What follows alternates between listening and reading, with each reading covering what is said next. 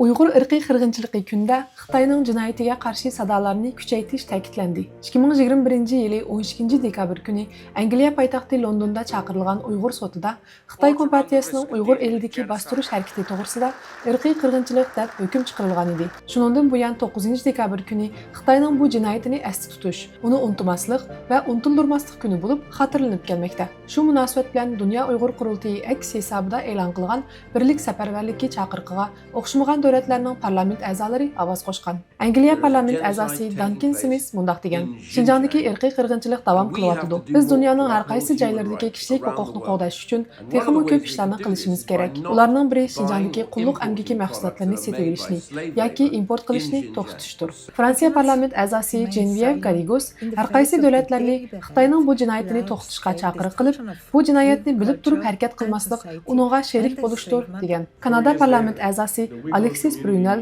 so'zda irqiy qirg'inchilikning e'tirof qilinganiga 4 yil bo'lgan turibmi, uning texicha davom qilayotganligini bildirib, Uyg'urlar dunyoning bu jinoyatga qarshi kuchli ovoz chiqarishiga har qanday vaqtkidan bek muhtoj.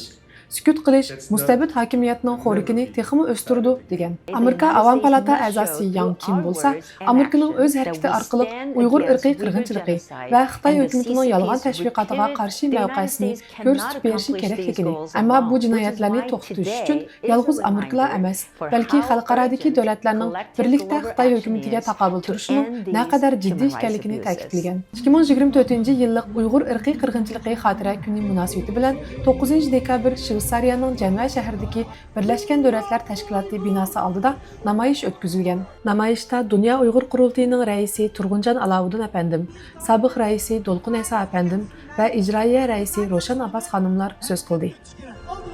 Biz hareketga tushishimiz kerak. Shu majburiyatimizni to'lib ketishimiz kerak. Shu majburiyatni to'lib yetganligimiz uchun